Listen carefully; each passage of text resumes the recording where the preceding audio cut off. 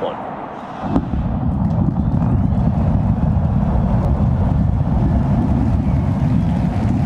We have liftoff.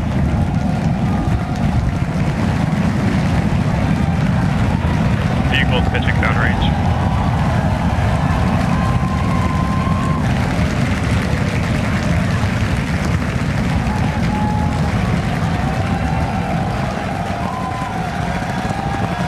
Booster chamber pressure nominal.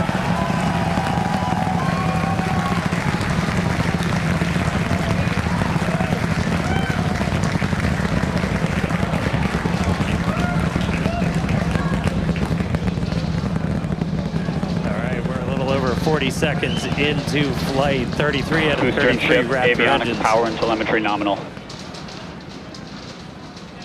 Getting good call outs, healthy systems on the booster as it starts to pitch over the Gulf.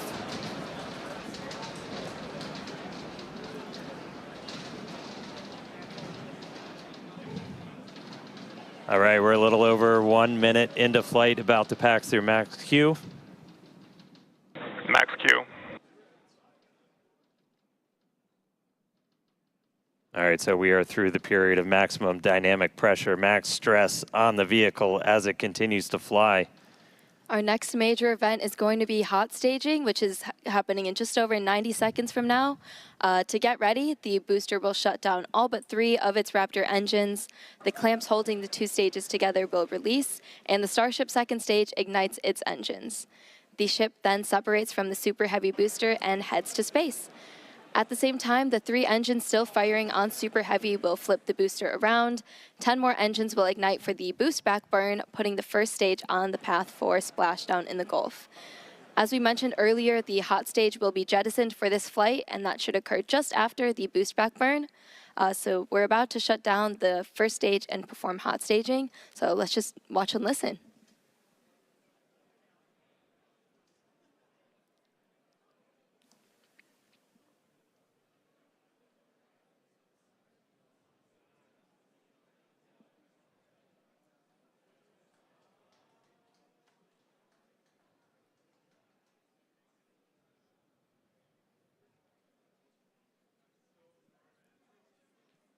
All right, seeing the engine start to throttle down. MECO.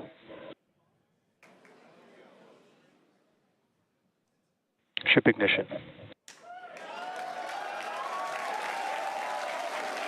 Boost back burn startup. Stage separation.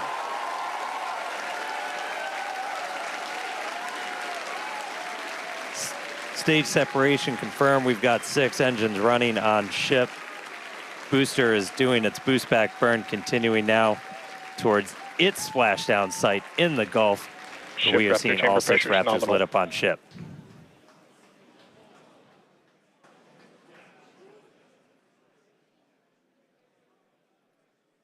You heard them report ship chamber pressures nominal, so that chamber pressure, just that expected thrust level in those Raptor engines on the ship. 3 vacuum optimized, Ship 3 sea avionics, level, power and all telemetry looking nominal. good.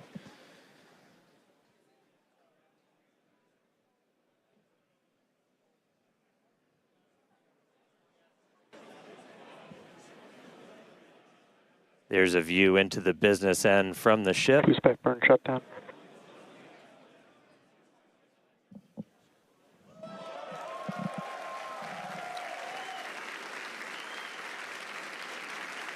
All right, so at this point, we finished our boost back burn, so that was shut down. So that's the first of the 2 burns after a launch that the booster is going to do today. So now it's headed towards the Gulf.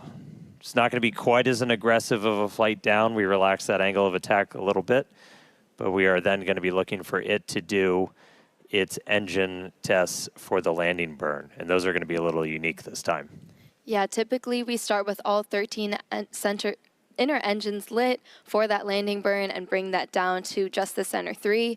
But one of our test objectives for today is to simulate what an engine out situation would look like. So we're going to be intentionally turning off one of those center 3 and instead lighting one of the engines from the middle 10 ring. Yeah, we did see one of those engines in the middle ring shut down during the initial ascent. Oh, looks like we have hot stage jettison. You can see it floating away there. to the left of the booster. Yeah, we did see one of those middle engines shut down during the ascent. Again, we are resilient to engine out on Super Starship Heavy. flying That's why we're nominal able to get trajectory. through our ascent. Starship flying on the expected path. There's still a chance that engine could be back in the mix for the very start of the landing burn, so we'll see if we light up all 13. But we've even done a landing burn at the tower with an engine out, so very resilient. We'll see how it does on its way down to the Gulf, though.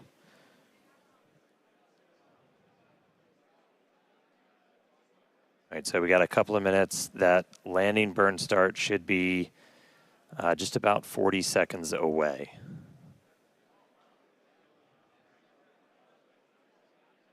That's always rad. You can see the boost plume itself in the background as it was coming in. All right, about 20 seconds to landing burn. Ship Raptor chamber pressure is nominal.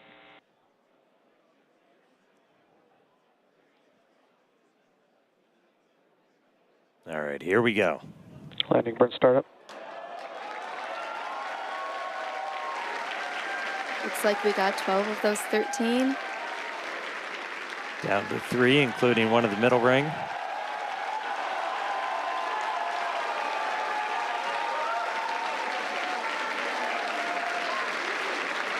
Down to 2. Nice little hover. And landing burn shutdown. And into the Gulf, here we come. And the booster has splashed down. Incredible flight for booster today. Meanwhile, back in space, about 7 minutes into today's flight, ship continuing its ascent burn. This goes until just about 9 minutes into our flight. That ship engine cutoff is slated for 8 minutes and 57 seconds. We are going to see those 3 RVAC, the Raptor vacuum engines. Those are the bigger circles in that little indicator on the bottom right of your screen. Those will shut down first, and we continue burning for a couple seconds longer on those inner 3 before we hit SECO, or second engine cutoff. Yeah, these views are looking great. Once again, thanks to Starlink for getting us these views. It's just incredible.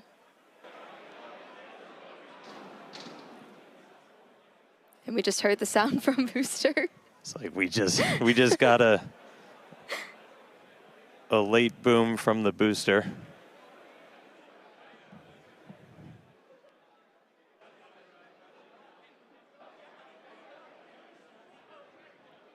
Yeah, we have ship engine cutoff coming up here just shortly.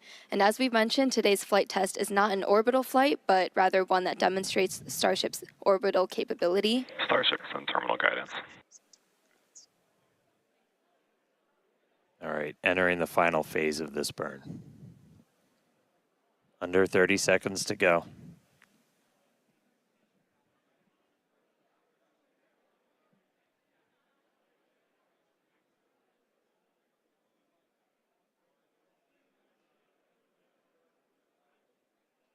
All right, shut down the vacuum engines.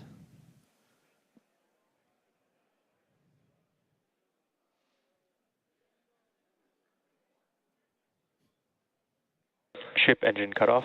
We shut down those center 3. Successful ship engine cutoff.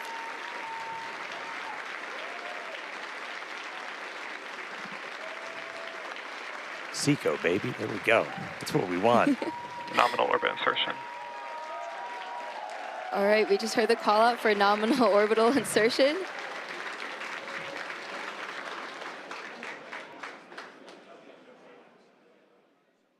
All right, so ship is in space. There we go. We're seeing the flaps starting to move into a stowed position. That's why it looks like your camera's moving. Yeah, exciting to see Starship safely in space and super pumped to see all the team's hard work in action here today. And of course, as guaranteed, it's been an exciting day so far. We successfully lifted off right on time at 6:30 p.m. Central Time. Thankfully, our weather was looking good today. Yeah, and booster, we had our soft splashdown in the Gulf, so ship continues on. Yeah, ship able to complete its ascent burn all the way in. You can see some of the shadows start to creep as it's going to be eventually flying into an orbital nighttime, so we'll see some daylight start to go away. But ship is in orbit, completed its burn, and I mean, that's just the beginning. Now we've got a whole bunch more to go. So we've got some exciting demonstrations Ship planned FTS is while saved. we're on orbit. That right there, we just saved the FTS, the flight termination system. That's that automatic flight safety system we have on the vehicle. So that is now turned off while ship starts its coast period. We are coming up. Our next milestone is going to be the deployment of those Starlink simulators. We've got some payload inside of Starship that we're hoping to deploy into space for the very first time. That deploy is supposed to start at about 18 minutes and 27 seconds into the flight, so just about 7 minutes from now. That deploy will take place over a couple of minutes. It'll go about one satellite a minute, so we'll be spread out over that. It might get a little dark, but we've got a couple of views that we can show you to see that deploy in action. After that, we're also looking to do a relight of a single Raptor engine while we are in space. We've done this once before. This is not necessary to deorbit, as we are in a suborbital trajectory, but this is essentially a chance to test out what we need to be able to do a deorbit burn. So we'll be doing that a little bit later in the flight, about 37 minutes or so into the flight, and then we get into reentry. We're looking to get that light show and, more importantly, get that really critical data about the ship's heat shield. Yeah, exactly. At about T+45 minutes, we'll be heading for reentry.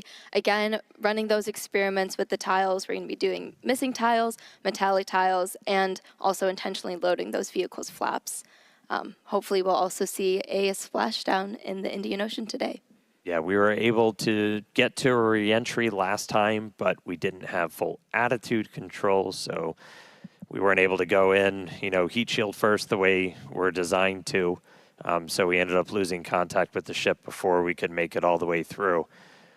So you still get data, but you're not really getting the data that we want to make sure we're kind of stress testing the vehicle. As Amanda just said, we removed a bunch of tiles, and we do this in some intentionally scary places on the vehicle because we're really looking, are there spots that were vulnerable to this?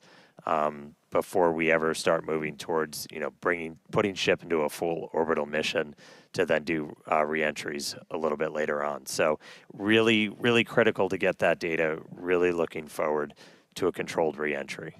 Yeah, for sure. As we always say, our main payload is data, but today we also have some actual payload on board, and those simulators that Starship will be deploying, we'll see coming up here in just a few minutes. These are dummy satellites that are about the same size as our V3 Starlinks. We have 8 in the Starship PEZ dispenser and expect to deploy at a rate of about 1 per minute, as Dan mentioned earlier. Starlink is critical in all of our flights on Starship to get our main payload data, as we always say. And in fact, it's Starlink that's currently providing these views you see as Starship cruises a couple hundred kilometers above our home planet and provides real-time telemetry through every phase of flight. Yeah, we took a peek inside of the Starship payload bay there for a second. So there's 8 of them there. They kind of look just big steel plates, essentially. They're roughly the same size as those V3 satellites. When we do get that view inside of the payload bay, the payload door will kind of be on your right, and we'll start to see them go out like a PEZ dispenser. Yeah, here's a look inside. So those right down there in the center, they're kind of 2 stacks of 4 on either side, and then the payload door is just to their right. And so we'll look to see that open, and then those satellites start to go. We vent the nose cone, so we essentially bring it down to vacuum before we open the door. That was one of the things we ran into on the last flight, as when we had that fuel diffuser fail, the pressure in the nose cone became basically too high for the actuator of the door to open. So that's why we weren't able to get the door open that time. We have not seen anything like that on this flight. Everything's looking good with our fuel tank and our fuel press system. So we are hopefully just a couple of minutes away from seeing that payload door open and getting to our first ever payload. It's not the first payload we've ever carried, but it's the first one we're going to try and shoot off into space.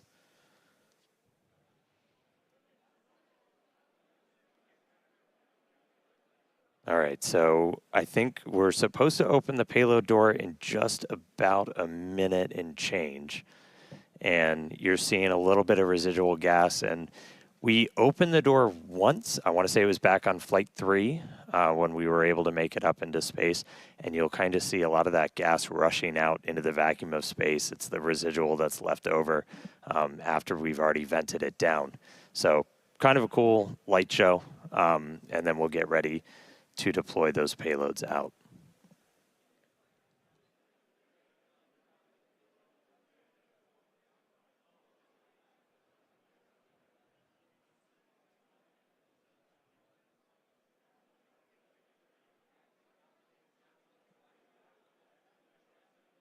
And as we mentioned, so we have crossed over now at this point into an orbital nighttime. So views from the outside will get pretty dark, but we'll see what we can see. We do this by design. We've been launching these later in the day here in Texas to try and get daytime views when we splash down. So it's daytime over in the Indian Ocean, where we are currently headed.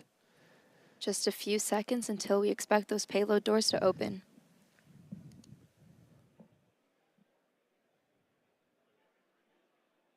All right, one more time. Open the pod bay doors, Hal.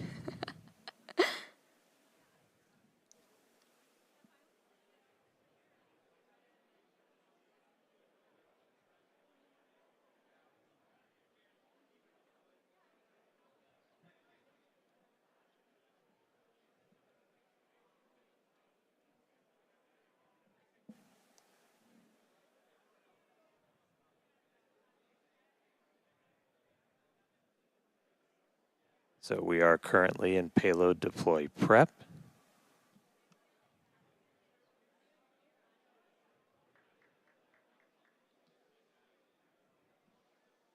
And the door is open.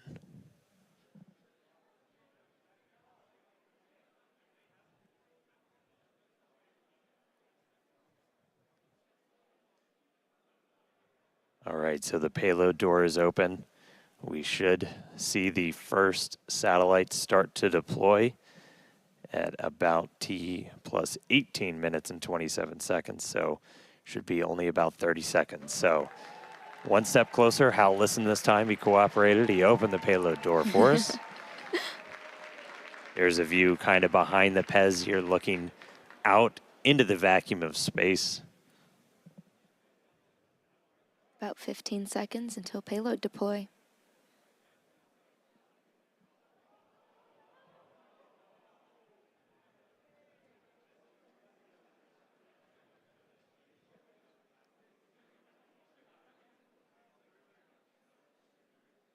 Ship has transitioned to payload deploy.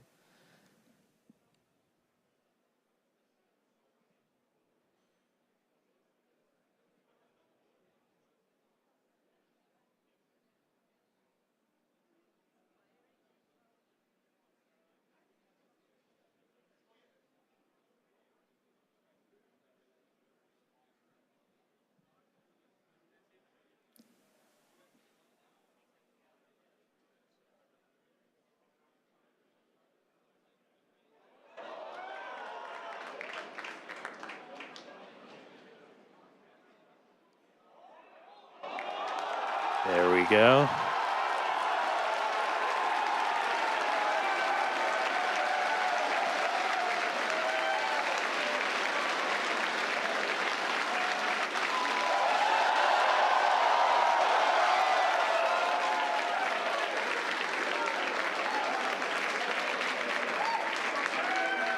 Pew pew. Been waiting way too long to do that. There we go.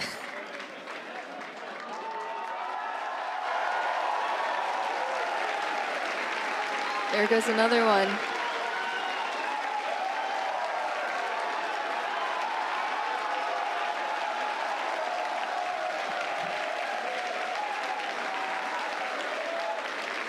Super exciting moment, as you can hear the energy in both Hawthorne and Starbase. Everyone's super excited for finally getting to deploy some of those simulated satellites. Pez system moving down. Next row. There we go. As we said, we're going to do about one every minute or so. And this is just kind of a dress rehearsal for when we're going to be deploying the V3 satellites. And these are just a massive, massive increase to Starlink's capability. Each one of them has it's 60 terabits per second of capacity that's going to get added to the network per launch. That's 20 times more than what we're adding with every single Falcon 9 launch today, which, you know, step increase in capability. There goes another one.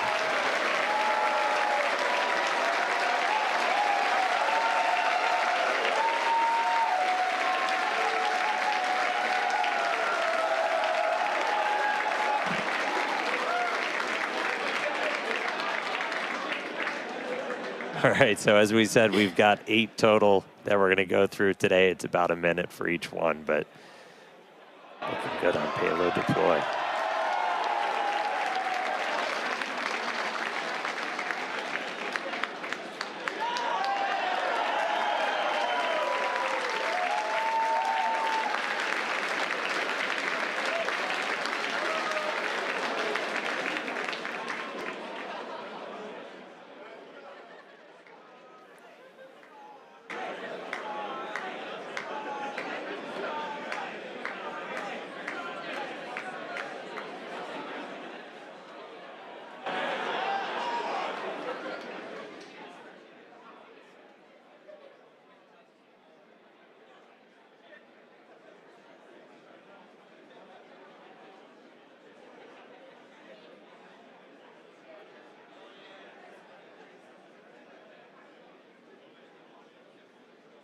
All right, so we're about halfway through.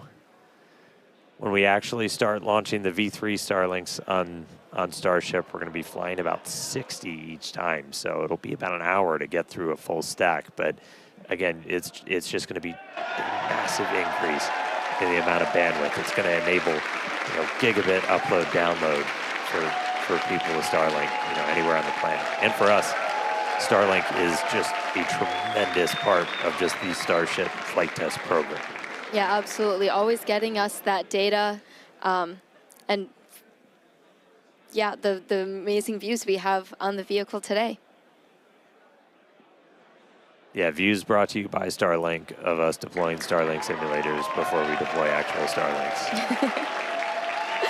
How deep does it go? All right, another one firing out.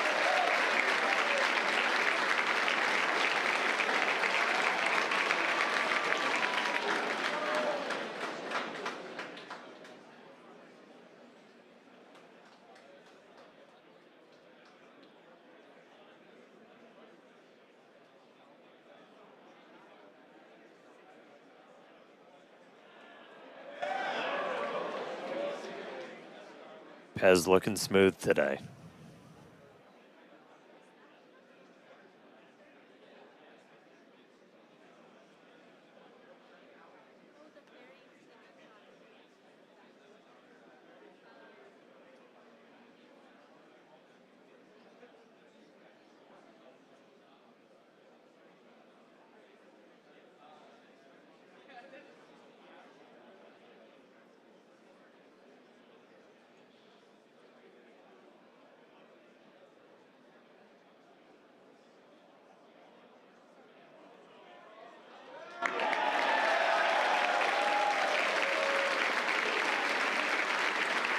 All right, looks like we've got one left. Almost there.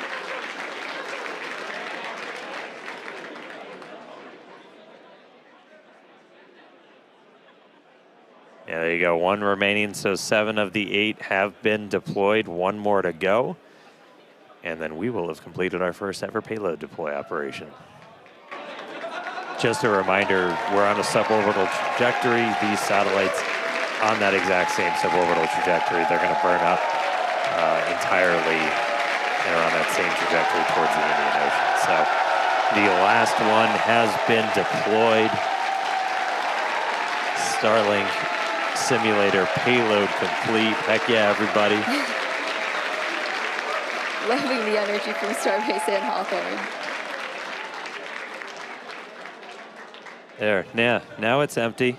Looking a little lonely, but Successfully deployed all the simulator satellites. really, really cool to see them all out there.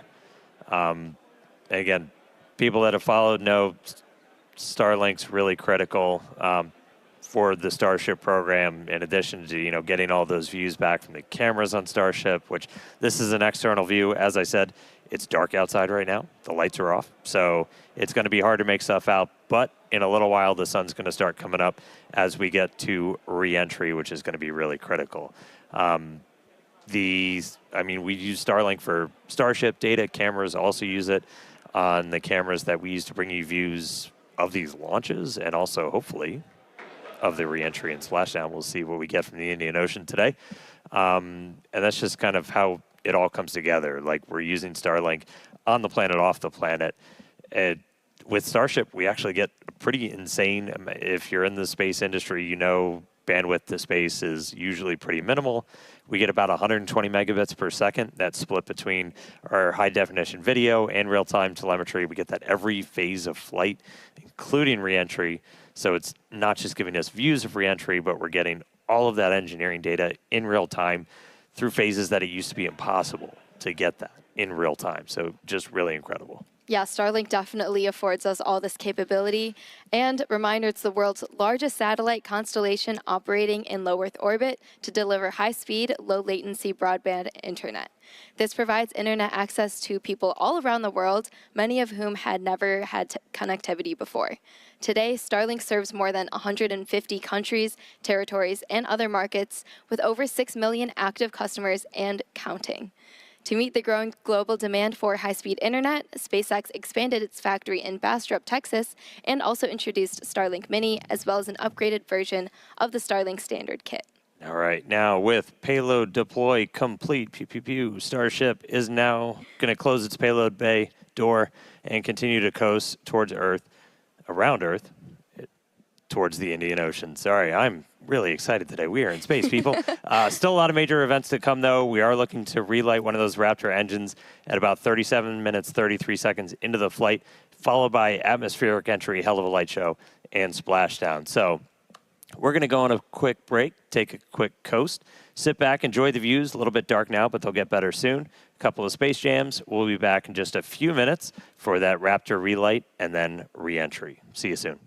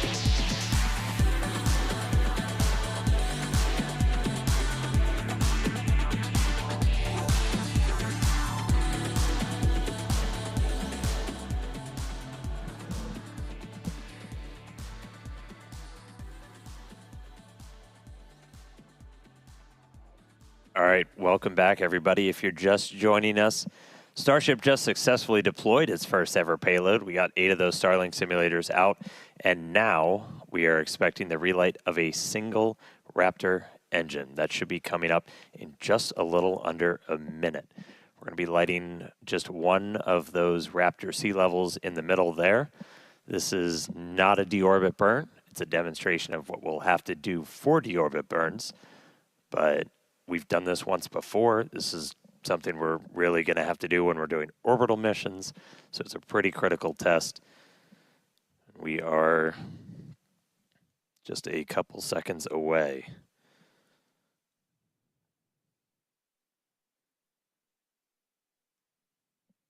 Sorry, we're about 20 seconds away, psych. So we got a little bit more time. So we are going to see one of those Raptor engines light back up. We are through the deorbit demo gate, so we should be seeing it momentarily. Relight demo startup. And shutdown.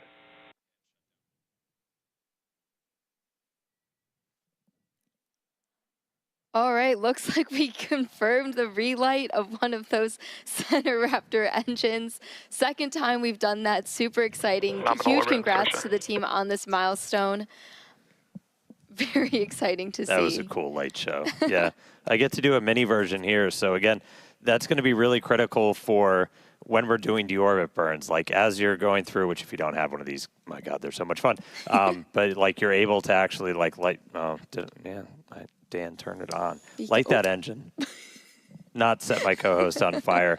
And that's what we'll eventually do to, break out of orbit, come back down to Earth. So really cool to see one of those engines light back up again in space. That was our last in-space thing. Very exciting. We're going to be heading back for re-entry at about T plus 45 minutes. So we're going to take another quick break, and we will see you soon.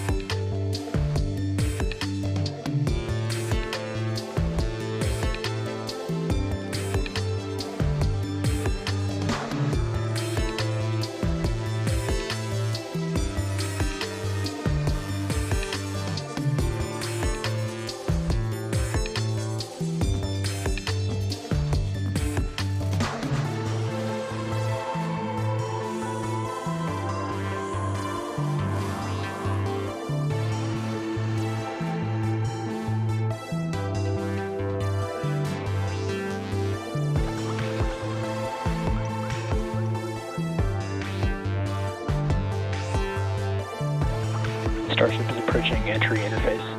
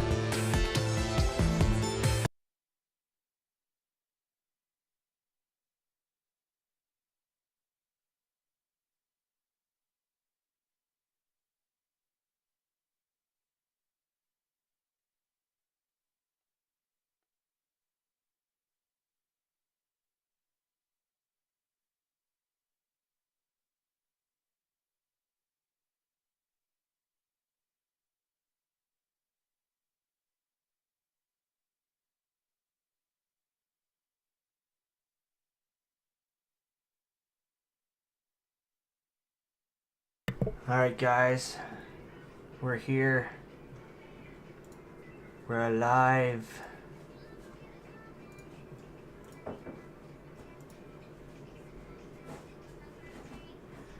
Well, Starship's doing it.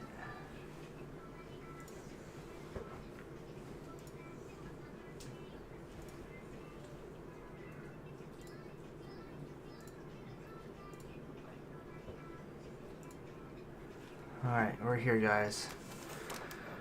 Just got off work. Sorry for the little delay.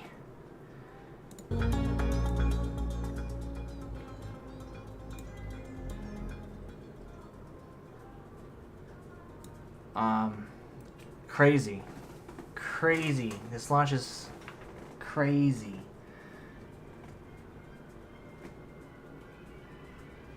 But shout out to my girlfriend. She saved the stream. Let's go. She saved the stream for us. And we're home finally. Still in my work clothes.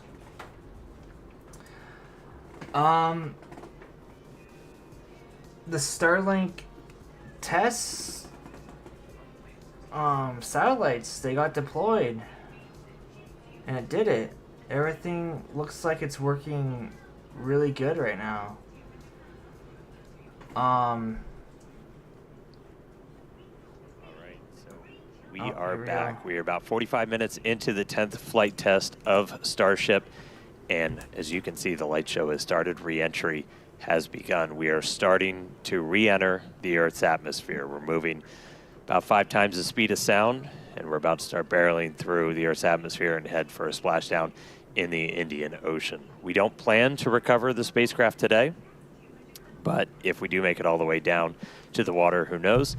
But the goal of this part of the flight is to learn as much as we can about the ship's heat shield. A fully reusable, rapidly reusable heat shield for a spacecraft has never been done before. It's one of kind of the hardest engineering challenges still out there for us. And so this is the time to really dig in and get that data. Yeah, absolutely. And re-entry is a critical phase of flight, so we'll need information on how the ship's system ends up performing. And Starlink will also help us gather as much data as possible, which is really the main reason why we do these flight tests. Starlink provides us with one more path to collect data to help us rapidly iterate on Starship's design. And if the ship manages to make it all the way to re-entry, we'll collect valuable data on the spacecraft flying through the Earth's atmosphere at hypersonic speeds or more than 5 times the speed of sound. Yeah, throughout history, a lot of times this is when you go into just a complete data and insight blackout, where that plasma sheath builds up around the outside of the spacecraft that blocks all of your signals that are trying to fight through to talk to either satellites out in space or towers down on the ground. Starship's big size kind of gives us awake, but what really helps us punch through is the fact that we're using Starlink. We're operating at just a much higher frequency. That's not what we want to see. So we just saw some of the aft skirt just take a hit. So we've got some visible damage on the aft skirt. We're continue to re-enter though. And again, we are intentionally stressing the ship as we go through this. So it is not guaranteed to be a smooth ride down to the Indian Ocean. We've removed a bunch of tiles in kind of critical places across the vehicle.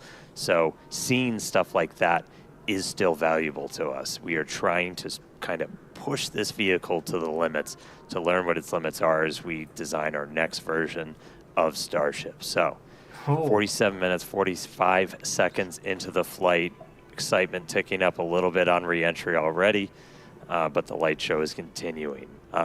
This re-entry is going to take about 20 minutes or so until our planned splashdown. We were trying to splash down about 1 hour and 6 minutes into the flight. I mean, it's still flying, so that's yeah. a good And one day, sign. Starship is designed to land on Mars, where there are obviously no runways or other humans to help us out. So we are doing propulsive landing instead of more traditional means such as parachutes. And propulsive landing enables us to have more rapid reusability with these vehicles. Yeah, the ship itself, it's a little over 50 meters tall. We've got those 6 engines on board, the 3 vacuum, the 3 sea level, and they're down in that aft skirt region, which flaps have control. Yeah, there's a big hole right there. All right, so at this point, the flaps have control. That means we're getting into a dense enough part of the atmosphere that the flaps can start controlling us. We're not only reliant on those kind of reaction control system thrusters. We're going to continue hearing some callouts as the ship makes its way back to Earth. So when we hear entry max heating and entry max Q, that will mean the ship has made it through the maximum heating and aerodynamic loads it will experience as it returns. So if it makes it through those, we could say we're doing pretty well. I will say I'm happy so good. re-entry cleaned off this camera for us. It was a little dirty from the weather, so thank you, Plasma, for giving us this view as we start coming down.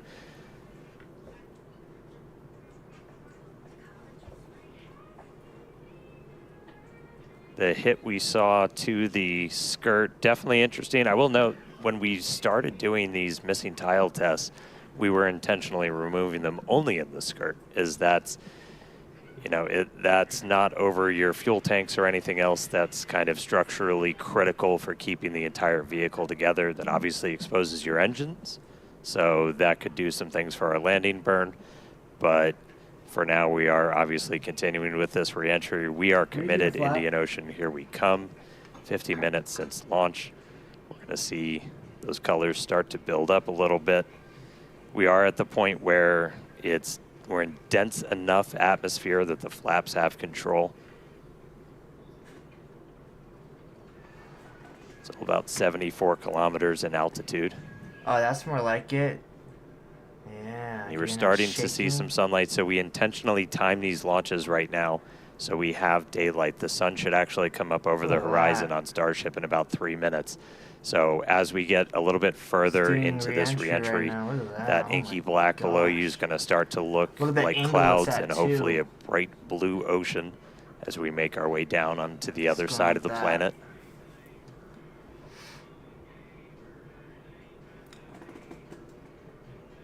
We've got these cameras. These cameras are really cool. We added these several flights ago, looking directly at the flaps as not just the heat shield, but these flaps, how they're able to control the vehicle, withstand that re-entry, the seal locations, so kind of where they connect to the ship itself are some of the most critical.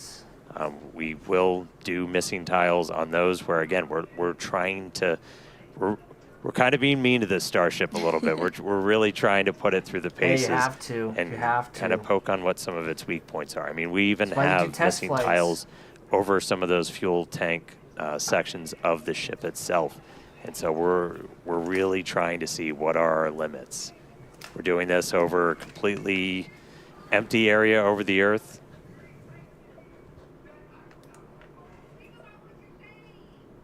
Look at our Raptors there. We are... assuming we make it all the way down to the ocean in one piece, we will attempt a flip and a landing burn. We do have at least one buoy, everybody's favorite camera person, out in the Indian Ocean right now, being powered by Starlink. So that's at our planned landing location. So if we're able to get any live views of the ship, that'll essentially tell you that we nailed our target. Able to do that on our 6th flight test, do it in the daytime, which was really exciting. The angle changed a little bit. Oh. I mean, that's okay. They're doing this on purpose, just to see what kind of damage. All right, so we're about 10 minutes until we're probably going to start hearing some of the other big milestones coming up. And what they need Yep, to in touch about up. 10 minutes, like Dan said, Starship will be transonic. This is going to be the period of flight where the velocities of airflow surrounding and flowing past the vehicle are concurrently below, at, and above the speed of sound, so somewhere in the range of Mach 0.8 to 1.2. For reference, commercial jets have a range of cruising speeds, but most of them fly at speeds between Mach 0.74 and Mach 0.85, so that's 480 to 575 miles per hour or 770 to 930 kilometers per hour. Yeah, and after transonic comes subsonic. That just means you're slower than the speed of sound. We're still well in excess of that right now. But by the time we hit subsonic, There's we're Earth. essentially belly flopping down. There we go. There's that sunlight. So we're seeing the Earth now come back into view. One of the other things we're doing during this, and you're going to see Starship kind of pitch in some pretty, not extreme ways, but a little extreme, as we're trying to really stress the structure of the ship itself, specifically those aft flaps. So the ones in the very bottom of the vehicle. We're pushing not just how well does the heat shield hold up, but how well does the ship structure hold up. We are pushing it beyond essentially what we think we'll have to fly at to do something like a return to launch site. So again, may not be a very smooth ride downhill, but we're doing that by design. We're really trying to find what are the edges that we can operate at, build up a good data set. Those But right here, sun those is are up, the pins clouds for the tower. and water down below us. Catch it. We are just about 10 Not minutes happening away, a today, little less than but 10 minutes now, until we start hitting transonic and then subsonic. Once we hit subsonic, It's we're looking basically good just so belly flopping. far.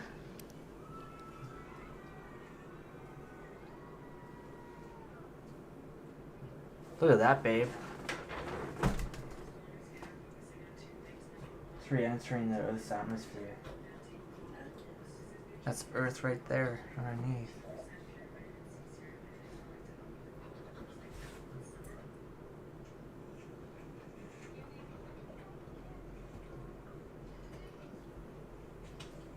I mean, so far this mission looks really good, guys. Oh my gosh.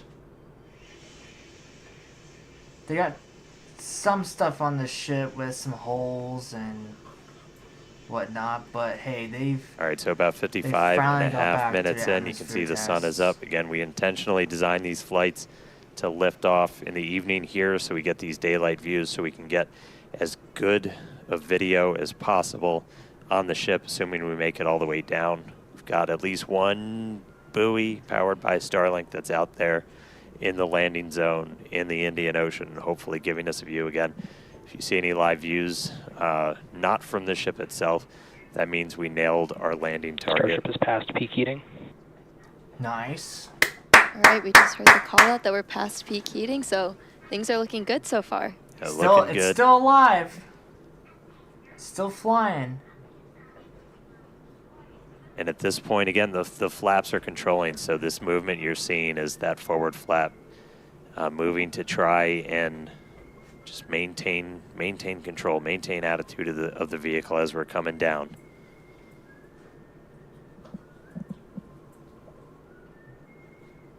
I think the engines are engine chilling right now. I mean, they're still 60 kilometers. They're pretty high up still. So far, it's looking pretty good. I mean, you still have some little, Checking you know, in on one of our flaps. We got areas one of where these the cameras heat on got it, all four of but- the flaps, 2 in the front, 2 in the back, Oh yeah, giving look at us that one though, right here. really good close-up views. And that one right there too. As we obviously don't have a camera that can see the entire heat shield. These give us kind of the best that we can do. But looking at those flaps is really, those are just, you know, super critical for controlling the ship. You have some ability to maneuver kind of cross range. So as you're coming in, you can see in that indicator at the very bottom right that we've pitched up quite a bit. So again, we are maximally stressing those aft flaps right now. Looks like we got a little bit of burn through the very bottom part of it. Everything's still looking good. Ship maintaining control.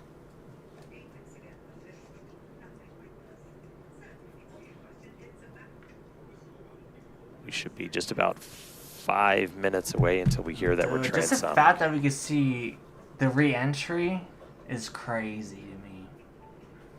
Almost seems unreal. Almost seems fake, but nah, this is Earth's atmosphere at its finest. Oh my. Something right here is about to fall off, and then right here it's all just burning up. They've done this before where they've had a huge hole in it, but right now this is looking pretty scary. But hey, it's a test, so... Still a little bit toasty on the aft skirt of the vehicle as we continue we'll do the coming attack in. of angle now. Again, we are intentionally stressing the flaps so we can learn all we can.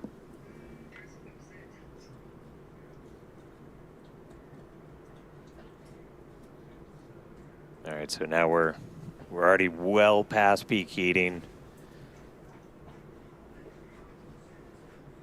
I mean, the flaps are still moving. I mean, as long as Just the about 48, it doesn't 49, fail counting right down to here. 48 kilometers in altitude. we see those Expecting arms that holding out the transonic flap, to we come, should be so fine. transitioning between the speed of sound and subsonic slower than the speed of sound in just a little under 4 minutes from now. Gs. Right now, we've got kind of a lot of forward momentum, a lot of forward velocity, and then Approaching eventually Mach by the 2 time we and hit flap load subsonic. demo. All right, here we go. So this is what we've been talking about, where we are going to essentially try to fully deploy those aft flaps and really stress them out. So again, this is meant to test the extremes for the vehicle. Okay, so now they're...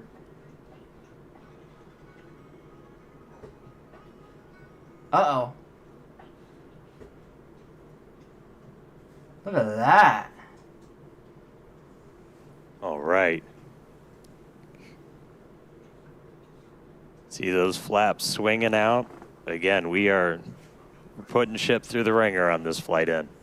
Come on, ship, you got it. I know we're beating you up right now, but it's okay. It's okay. Is it trying to... I think it's slowing down with the flaps doing that. It's like we're still maintaining control. Wow, that's amazing, bro. What? You saw that. The flaps came out and it was like kind of like doing this for a little bit. And it's still in control. All right, flaps earning their paycheck today, getting through kind of that max Wow. stressing. I thought I lost control, but Definitely no, things it was looking good just so far. the We're about flaps doing 2 its minutes work. out now from Starship becoming transonic. One cool thing to note as we get some of those Didn't lose views control. showing kind of the whole length of the ship, one of the changes we made after Flight 6 was to change the tile line a little bit. So we had kind of scaled back the number of tiles significantly, as when we go to catch these ships, you don't want to, I think as Elon said, you don't want to shuck the ship as you catch it and knock all those tiles off. So we knew we were going to have to kind of peel back that layer a little bit. And the first time we So did it looks like the flap test was on Flight worked. 6, and we saw So that's kind of good. wrinkling and dimples almost in the ship as we were creating these hot spots in the uneven parts of the heat shield. And so to kind of address that, we smoothed it out. That's why you've got kind of that nice smoothed out black line now on the ship. And just looking at it, we can see kind of a little bit of hot spot, a little bit of warping almost. Near the payload door, you can see a little bit of colored patina up above it, but we don't see those kind of deep, almost... The rainbow colors, that's from the heat. They almost look like gouges on that. So it looks like that's been pretty successful. So, all right, we are less than a minute away from hitting transonic. Again, pretty soon our kind of it's making our it through, forward though. velocity is going to look like it's kind of falling off a cliff, and Starship will look like it's falling off a cliff as we essentially go into our belly flop. Moving. If it's you watch kind of float some of the high altitude tests, or suborbital campaigns, we were able to test that. It was a pretty fundamental, like, can this thing actually fly? And we were able to prove that out with that suborbital campaign. And that's what we're about to see shortly here.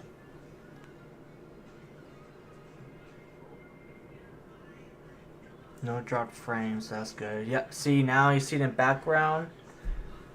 It kind of stopped because now it's like kind of like gonna go down, stop, and then just go straight down. But still the angle of attack is trying to break it. Now it's going, yeah, right here, you see now? Now it's going to go straight down. Now it's just floating. Right, so at this point, we've dropped below the speed of sound, so Starship itself is subsonic.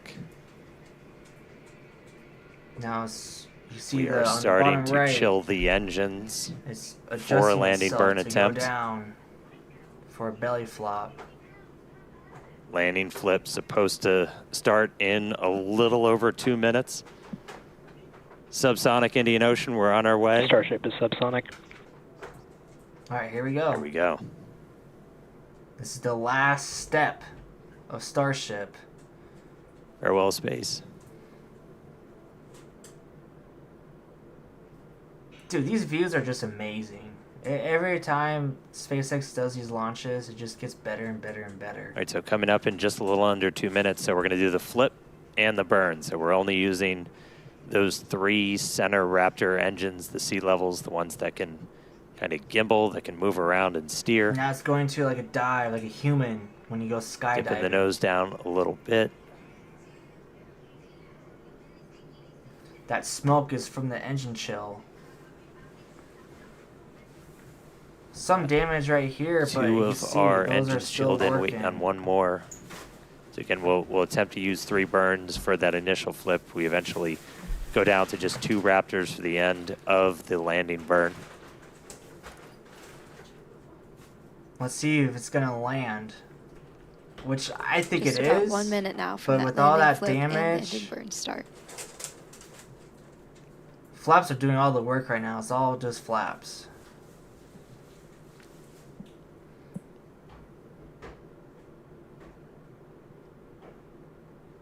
Look at that. What an improvement. Wow. Worth scrubbing 2 times. Structurally, we're For looking sure. good. Got good pressures in our nose cone for everything. Just about 30 seconds. Again, we're going to look for the flip. So Starship's doing its belly flop right now. Here We're we gonna do the go. It's flip. going to do a flip. Swing out. Let's punch through some clouds first. It's not going that fast, but here we go. It's about to flip. There's the ocean. Here we go. Come on, flip. Starship landing burn startup. Landing burn. See, Landing burn. 3 There it is. engines. There it is. There it is. 3 engines. 3 engines. 3 engines. A little There's our aggressive. A flip. little aggressive. Yeah, let's go. Let's go. There's a splashdown. Boom. Hey. It did it.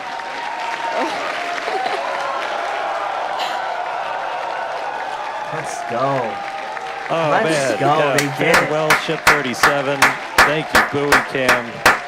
Landing flip, landing did it. burn. Splash out of the Indian Ocean. There we It took go. them 1 hour and 7 minutes to do all All that. right.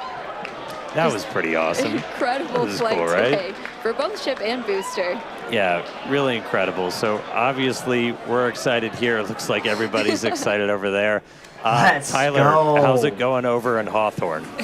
We are What a super launch excited here in today. Hawthorne. It was another exciting Starship flight test in the books, and we hope you enjoyed those Starlink views. So congratulations to the team at Starbase and everyone here and around the company. So many employees have contributed enormously to the Starship program that as we footage- continue to iterate and make progress towards a that multi-planetary footage is future. just So that's going to so wrap it up for good. us here in Hawthorne. Thank you to everyone for tuning in They even today. got the- It was it was great being with you today. Back to Buoy you guys. camera too. You saw Starship, it was a That little was nasty. absolutely it was a little incredible. dirty, but Huge congrats to took all a the teams beating. here. Again, we lifted off from Starbase, Texas, right at the top of our window Let's at 6:30 go. p.m. Central Time. We saw Booster successfully lift us up through ascent, had a successful hot staging where ship continued on with its suborbital trajectory. Booster came back down, had that boost back burn, and a successful landing Wow. burn with Yeah, that that was unique awesome. engine configuration as well. Yeah, and then ship continued on its way, made it all the way into space. We got to see first ever payload deploy. So exciting. That was awesome. We got the door open, 8 Starlink simulators deployed, Nice. relit that Raptor engine, and then on entry, we probably gave it a little bit of extra time in the oven, but made it all the way through re-entry. All 3 engines started up, landing flip, splashdown in the Indian Ocean. Promised maximum excitement, Starship delivered. Most So definitely. congratulations, all of our teammates here at SpaceX. It's been a year.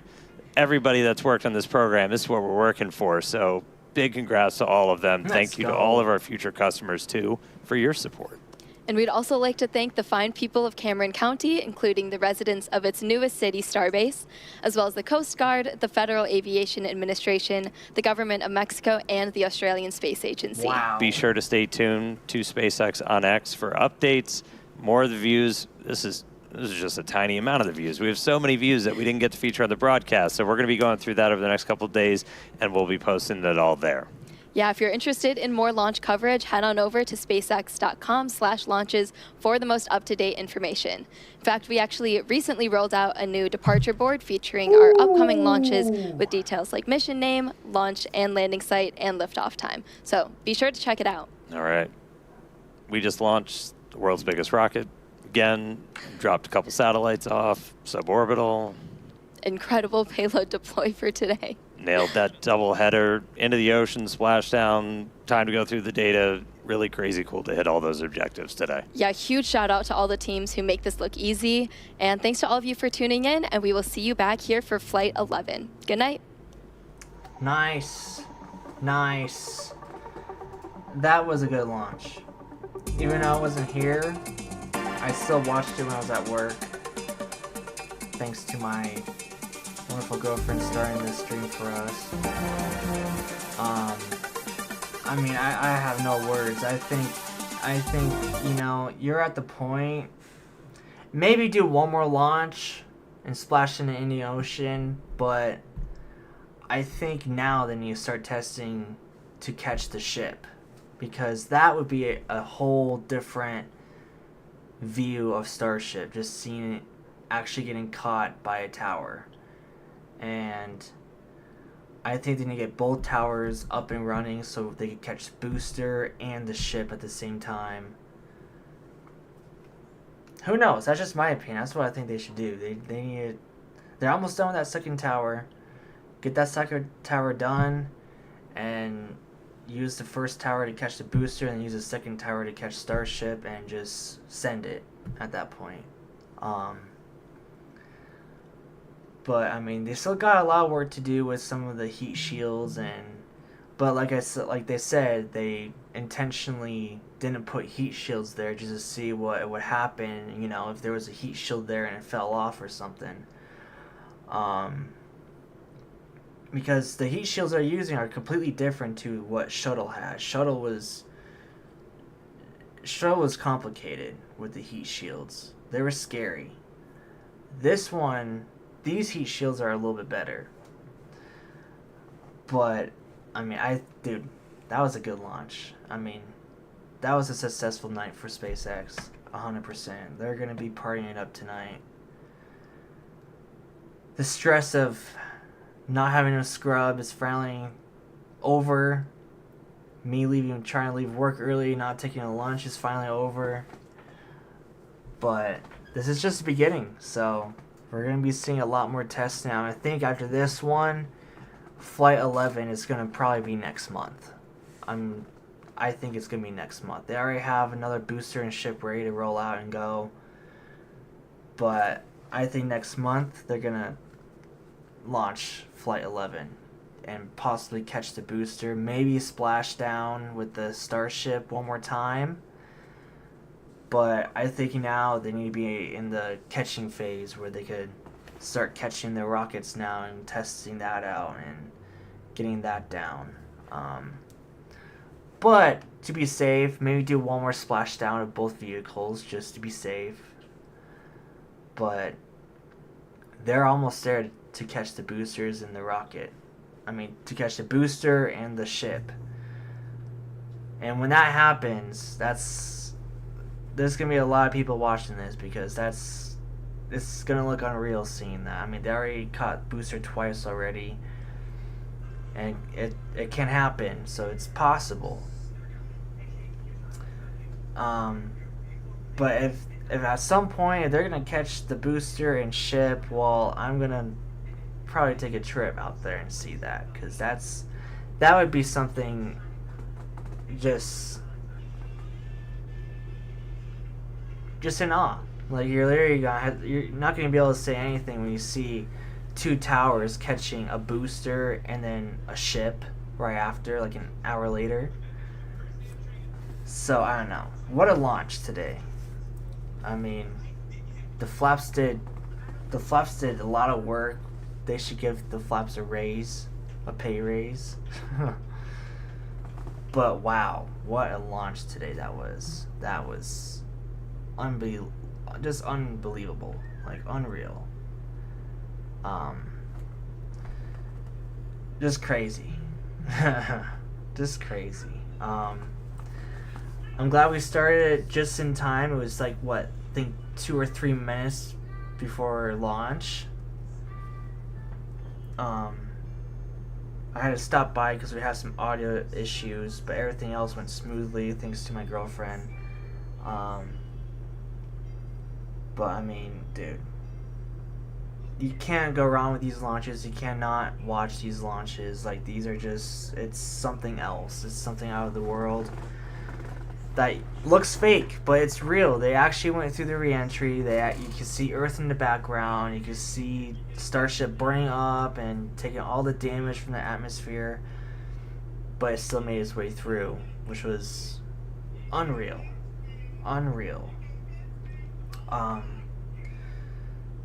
So I just don't know what to say. That was an amazing launch. I mean, you can't get any better than that.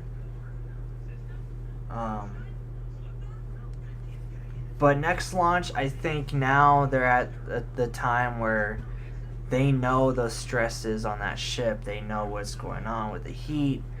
Now it's time to fix those issues, and now it's time to catch the ship and the booster at the same time. So launch might not be next month, but knowing how fast SpaceX works, they're probably going to get that tower the second tower up and going within a couple weeks. And they're going to keep doing some tests in the booster on the ground, but I think now it's time to really do the damage. Let's catch them. Let's catch both the booster, let's catch the ship. We got 2 towers up. Why not do it? You know? And I think it's gonna be time now. I think everyone has seen it happen. Everyone knows what's going to happen. I mean, those other 2 or 3 launches where it lost control, that's kind of gonna tell people like, oh, you should probably do another splashdown in the ocean, man. You should probably do that. Probably shouldn't catch it yet, but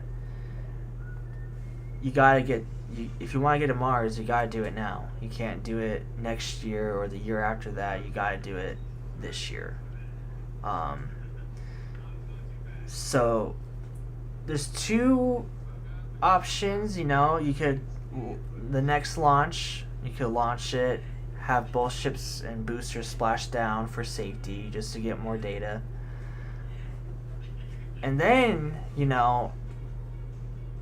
wait until the next launch of this year for the second time. Then that's when you start to catch it. But I think everyone's going to say, oh, next flight, they need to catch both the vehicles now. But that's just that's a challenge, because you don't want to destroy the two launch towers that you put so much effort and work into, that it just blows up and it all goes away. So that's why they're trying to do these splashdown tests, just so they could get enough data, and just so when they do catch the booster and the ship at the same time, it's gonna go perfect. And I think boosters ready to go. Catch booster next mission, have Starship splash down. Booster's ready to go. Start catching booster more. Get ship down. Maybe do 2 missions where booster gets caught and Starship splashes down, but then that third one, that's when you catch both. So who knows? You got all kinds of options that you can play around with, and you want to pick the safest option. The safest option is catch the booster, splash down the ship, and then the next one, that's when you catch both of them. So we'll find out. We'll see what happens. But another amazing launch today. I'm going to be rewatching everything and seeing the other YouTubers' reactions, and so far good stream. We haven't dropped any frames at all. Yesterday it was mainly Kick doing that. So just YouTube today, but wow, what a launch. And it was a successful launch today. You could keep on talking about this forever. But it gets to a point where, we saw what was going on. That's all you can say. That's what we saw, and that's what happened. So, but what a launch. So, but that's probably going to do it, guys. I know I popped in here in very short notice, but we got the whole launch, at least. Everything looks really good. And yeah, I'm excited for Flight 11, and hopefully it hits on a day where I'm not working, and let's hope that day the weather will be okay. So we'll find out. So I'll keep updates on my Facebook page, and I'll keep an eye on SpaceX's X page and see what's going on.